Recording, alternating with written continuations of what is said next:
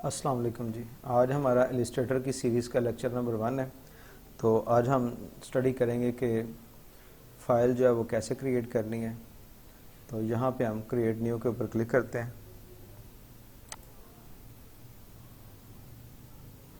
तो देखें, जब मैंने क्रिएट न्यू के ऊपर क्लिक किया तो ये मेरे पास एक बॉक्स खुला है। इसके अंदर रिसेंटली जो आपने टेम्पलेट्स वगैरह जो साइजेस यूज़ किए होंगे वो यहाँ पे आपके पास आ जाएंगे।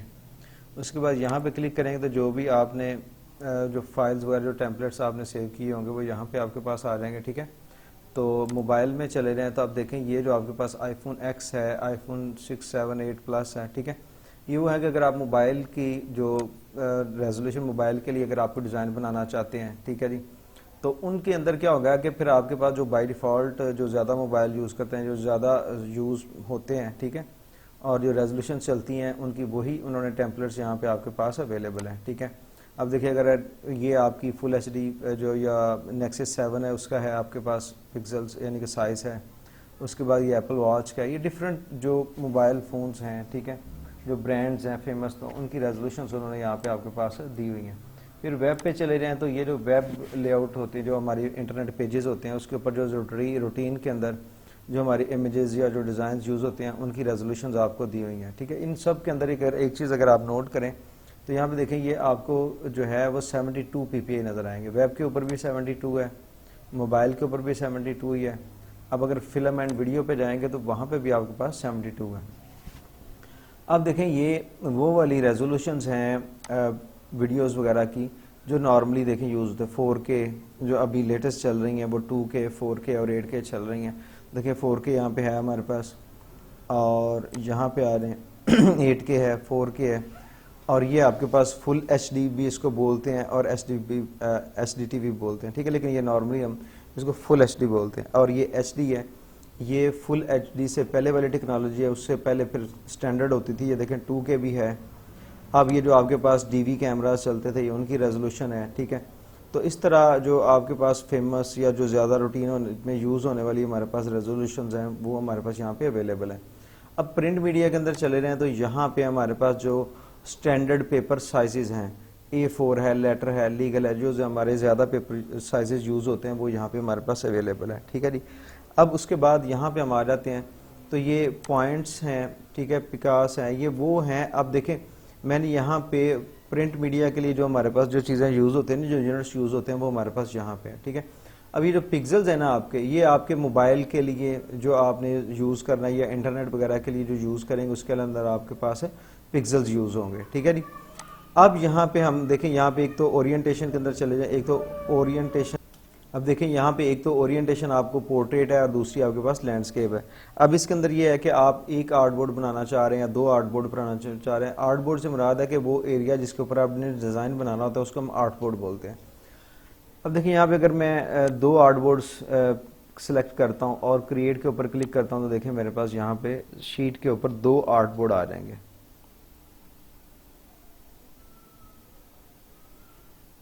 ले जी, ये मेरे पास 2 आर्टबोर्ड आ गए। ठीक है, अब मैं यहाँ से इसको मैं बंद करता हूँ और दोबारा मैं फाइल न्यू करता हूँ यहाँ से भी। अब देखिए एक तो ये था कि मैंने क्रिएट के ऊपर क्लिक किया, दूसरा फाइल न्यू के ऊपर क्लिक करूँगा तो फिर भी मेरे पास जो है वो वही बॉक्स खुल जाएगा। अगर मैं यहाँ से Ctrl+N करूँगा तो तब भी मेरे पास जो है ना वही बॉक्स खुल जाएगा। ठीक है, अच्छा जी, अब देखें ये हमारे पास अगर पोर्ट्रेट करना है तो पोर्ट्रेट, अगर लैंडस्केप करना है तो लैंडस्केप हो जाएगा। अब पोर्ट्रेट क्या होता है?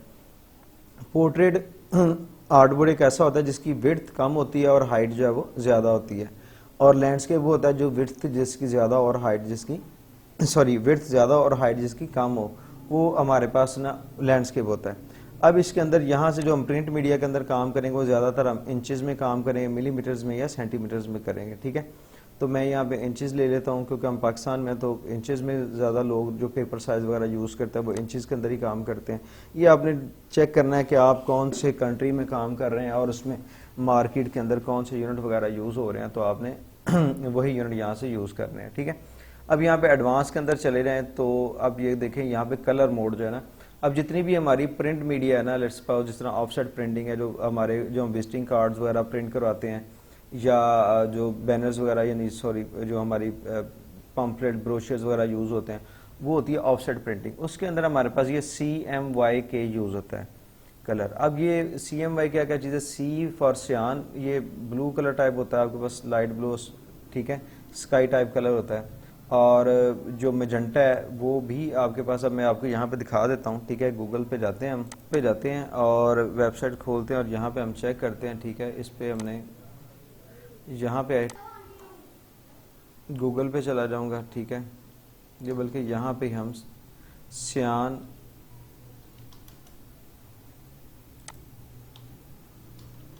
ब्लैक, ये देखें, ठीक है। अब ये जो है आपका सियान है, ये मेजेंटा है, ये येलो है और ये ब्लैक है, ठीक है। अब जितने भी आपके कलर्स बनेंगे वो देखें यहाँ पे इनको मिक्स करके ही बकाया जो हमारे कलर्स हैं वो यहाँ पे बनेंगे, ठीक है।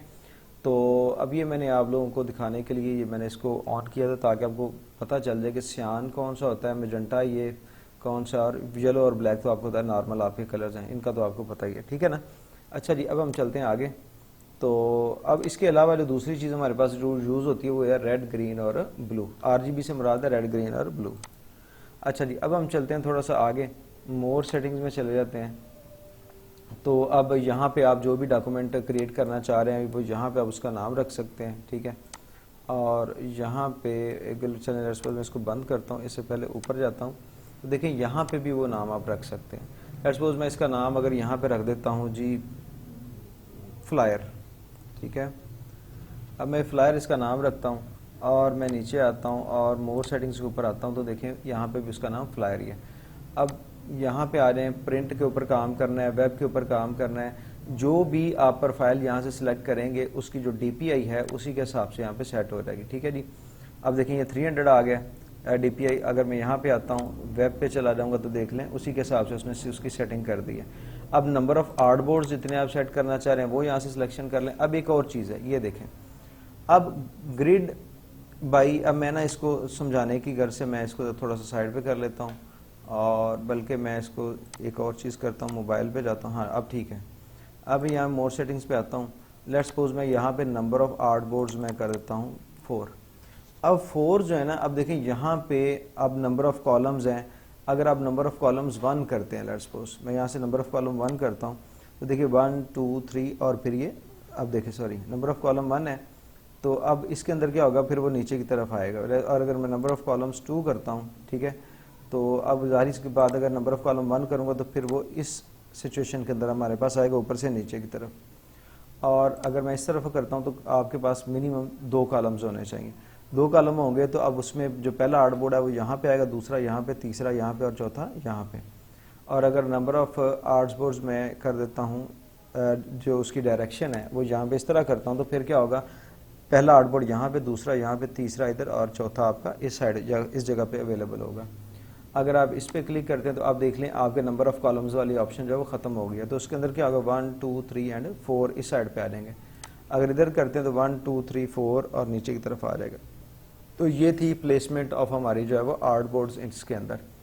अब यहाँ पे अगर हमने यहाँ पे देखे ना, ये पिक्सल्स हमारे पास हमें जो है वो शो कर रहा है, ठीक है। तो अगर मैंने यहाँ से अगर साइज़ वगैरह हमने A4 वगैरह लेना है तो वो मैं साइज़ अभी मैंने नहीं लिया, तो इसलिए मुझे iPhone X की जो रेजोल्यूशन है वो यहाँ पे इंडिकेट कर रहा है।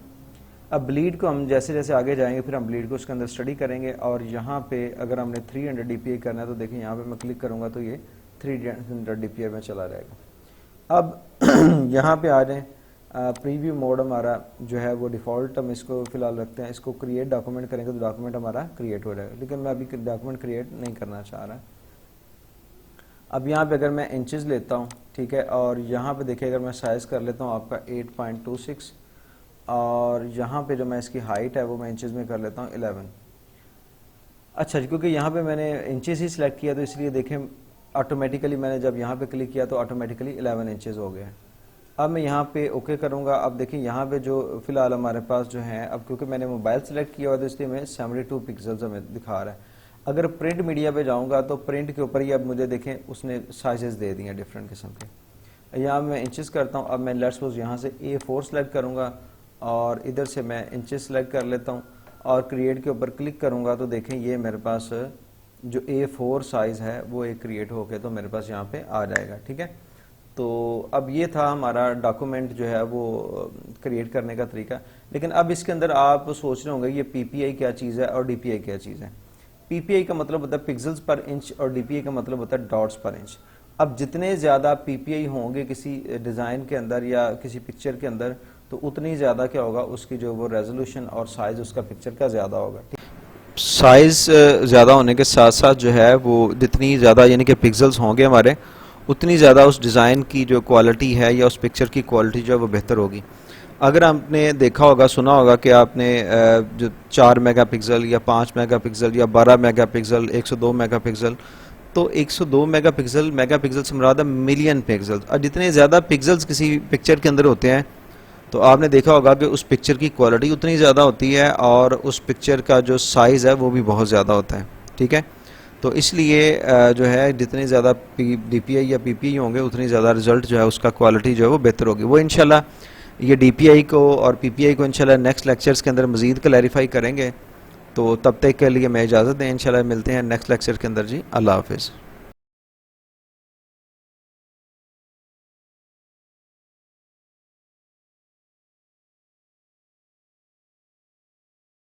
अल्लाह हाफिज़।